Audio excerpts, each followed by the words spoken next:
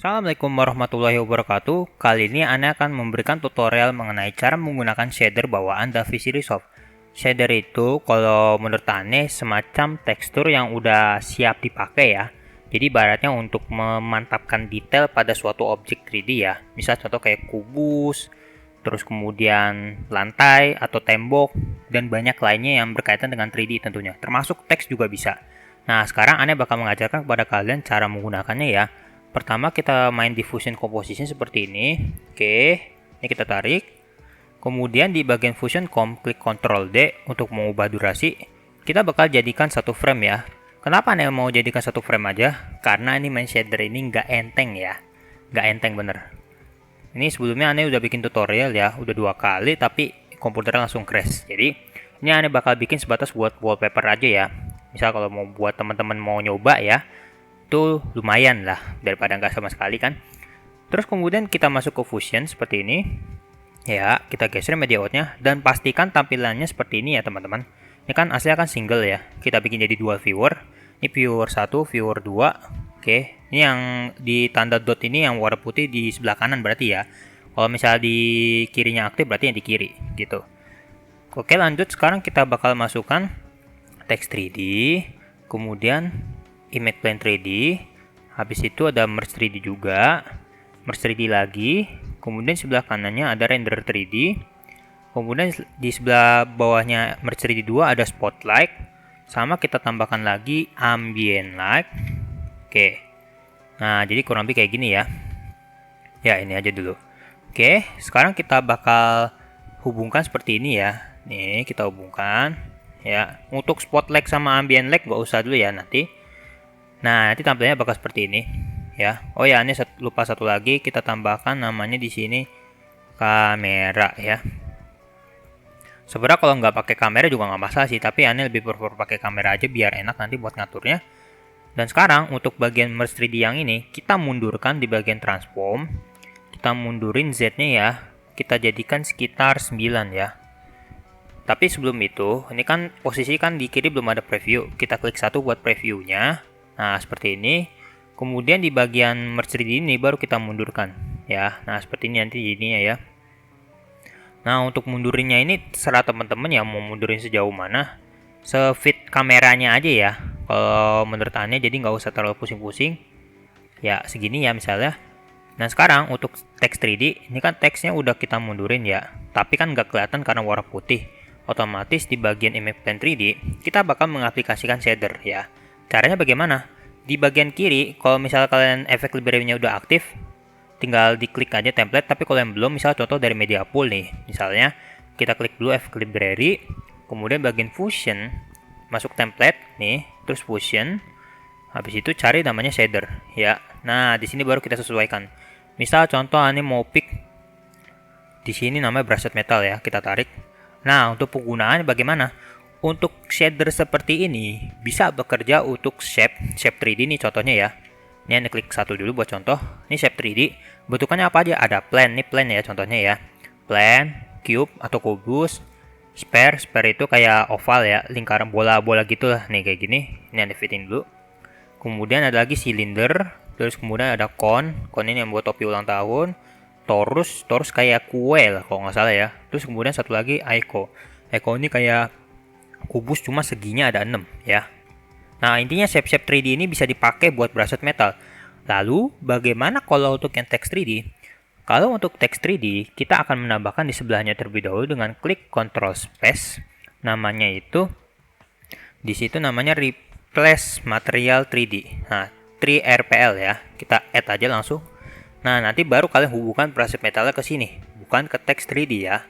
Ingat, hubungannya ke replace material 3D dari brushed metal seperti ini ya. Oke, ini Anda bakal sambungkan ke image plane 3D dulu.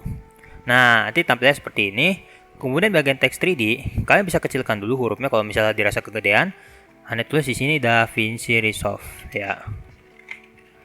Oke, kita kecilkan lagi. Nah, teman-teman mungkin di sini notice ya, kok pecah ya renderannya ya. Ini Anda hapus dulu. Ini kita klik satu buat preview. Nah, teman-teman mungkin lihat di sini ya, kok pecah renderannya. Kalau misal pecah kayak gini, berarti kita mengakalnya pakai extraction. Karena kita mau memperlihatkan hasil dari shadernya ya. Kita gedekan aja depth-nya ya. Nah, seperti ini. Nah, teman-teman bakal bisa lihat ya efeknya seperti apa. Nah, kayak gitu ya. Tuh, lama-lama jadi tebel. Nggak usah terlalu tebel-tebel ya. Terserah kalian mau setebel mana. Kalau menurut aneh sih segini udah cukup. Kalau misalnya mau diatur lagi boleh. Misal contoh nih atas bawahnya agak terlalu tinggian ya. Kita turunin aja misalnya Y-nya segini. Ya, segitu aja. Baru deh di text 3D. Nih, di text 3D kita bakal terapkan namanya shader lagi ya, sama. Cuma aneh mau ngaplikasikan ambilnya itu chrome. Oke. Kita ambil warna chrome. Nah, di sini baru kelihatan kan bedanya tuh. Ya, ada glazing strength sama face on strength ya. Oke. Nah, bedanya apa? Kalau face on strength itu jadi ketika dia menghadap ke depan, itu nanti kekuatan untuk skema warna itu seperti apa ya. Jadi yang aneh gambarkan seperti itu. Oke. Nah, kalau untuk glazing strength ini sebenarnya nggak terlalu kelihatan banget sih ya. Nggak terlalu kelihatan. Dia kelihatannya itu pas di samping-samping sini nih. Di sisi-sisi kayak apa namanya, bagian pinggir yang udah di extraction yang ditebelin. Nah, kurang lebih kayak gitu. Oke, jadi contohnya seperti itu. Kemudian ini aneh bagian default lagi. Bebas ya, kalian mau ganti warnanya seperti apa. Bisa contohnya mau warna ke biru. Nah, kalau untuk specular color ini nanti kalau misalnya dia dikenain apa namanya warnanya dari lampu ini ambient light ya. Langsung aja kita contohin ya. Di sini di render 3D kita nyalakan enable lightning sama shadows. Baru kita hubungkan ambient light-nya seperti ini. Oke, nah kalian sudah lihat ya tampilannya ya. Nah, mungkin di sini nanti mulai PC kalian agak ngap ya buat mainnya. Jadi makanya aneh cuma mainkan satu frame aja biar nggak gampang nge-crash ya. Kalau sudah seperti ini lanjut kayak gimana? Lanjut, di sini bagian ambient light kita terangkan aja intensity-nya secukupnya aja ya. Atau mau mentokin juga nggak apa-apa. Nah, di sini baru kelihatan tampilannya. Tuh, nih yang kayak gini nih pinggir-pinggir yang aneh bilang tadi nih, ya. Oke, kalau misalnya menurut kalian kurang tebel nih di bagian extraction-nya boleh ditebelin lagi ya. Biar kelihatan efeknya. Oke, ini aneh save dulu. Nah, jadi kurang lebih kayak gitu. Sekarang di bagian sini kita mau breed efek kayak misal contoh ini kan steel ya, efek besi ya. Kita mau bikin efeknya tengah tuh agak terang ya. Cara bagaimana? Caranya di sini bagian spotlight kita mundurkan dulu bagian Z-nya ya. Nih, bisa seperti ini. Kemudian di bagian color-nya kita pick dulu seperti ini, baru kita hubungkan. Oke. Nah, kalau misalnya terlalu terang bisa kalian kurangin atau kalian gelapin juga nggak apa-apa ya. Ini Ctrl Z lagi aja kalau misalnya terlalu terang. Ya. Ini Anda kurangi sedikit. Oke, nah di sini mungkin teman-teman kalian sudah bisa melihat ya efek shadow-nya di sini ya. Ya, kalian bisa lihat ya efek shadow-nya. Kalau misalnya terlalu terang bagaimana main? Tinggal dikurangin aja warnanya ya.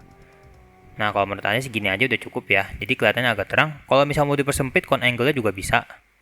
Oke, nah ini udah agak kecil ya. Gunanya apa sih tadi? Ini kan kalau ambient light itu dia apa namanya nggak ada pengaturan shadow-nya. Nah, di sini kalian bisa atur sendiri shadow-nya seperti apa ya. Ane nggak bakal ngatur sini karena beresiko nanti crash lagi ya. Karena sebelumnya Ane udah bikin tutorial kayak gini tapi crash pas mau mainin shadow-nya. Jadi teman-teman bisa atur dikit-dikit aja ya. Misal contoh di shadow map size-nya terutama ini yang paling berat settingannya ya. Yang udah Ane rasain ini yang paling berat. Tapi kalau density nggak begitu banget.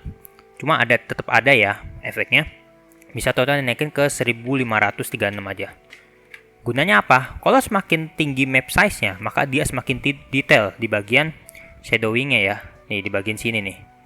Ini nggak kelihatan karena posisi spotlight-nya agak jauh. Bisa contoh Anda deketin dikit ya.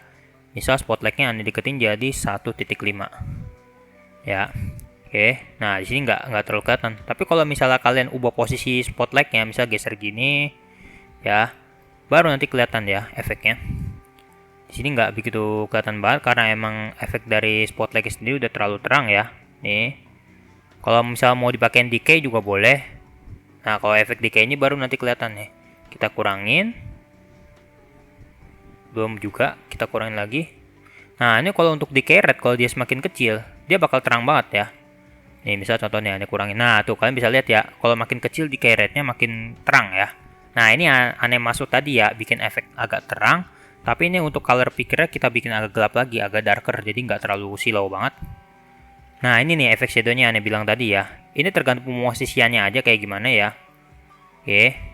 Jadi nggak harus nggak harus di sebelah kiri atau tengah atau kanan, bebas ya. Nggak ada aturan bakunya. Yang penting sekreativitas kalian aja. Kalau misal menurut kalian shadownya nggak kelihatan juga, ya udah tinggal digeser aja kayak gini density-nya, biar nanti agak tebel dia makin hitam gitu. Tapi kalau masih nggak kelihatan juga gimana? Ya udah, ini di text 3D kita majukan sedikit ya. Misal contoh di bagian transform, nah Z-nya kita majukan sedikit, berarti jadi minus dong. Bukan minus sih, lebih tepatnya plus. Nah, ini kalian baru bisa lihat ya efeknya ya. Bisa jadi titik 03. Oke, nah segini aja menurut saya cukup ya.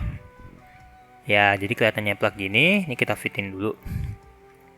Oke, nah tapi ini finalnya masih kayak agak silau ya. Aneh bakal kurangin lagi spotlightnya di bagian decay rate-nya, aneh naikin. Oke, nah menurut saya udah cukup ya. Oke, sekarang langkah terakhir, yaitu kita akan menjadikannya sebagai background wallpaper ya. Caranya bagaimana? Kita main di color tab ya, kemudian di sini, ini kan aneh tadi iseng ngetes aja, kita hapus dulu. Kemudian di grab still, kemudian diklik kanan lagi export, kemudian kalian letakkan di sini ya, bebas mau di folder mana aja. Kemudian kalian beri nama, misal contohnya nih kasih wallpaper shader ya, shader besi contohnya. Oke, kita klik export. Ya, udah jadi. Sekarang kita coba lihat ya folder terakhir kita ditaruh di mana. Tadi kan taruhnya di project ya, DaVinci. Ya, kurang lebih seperti ini. Kita cari namanya tadi wallpaper shader besi. Nah, ini dia wallpapernya.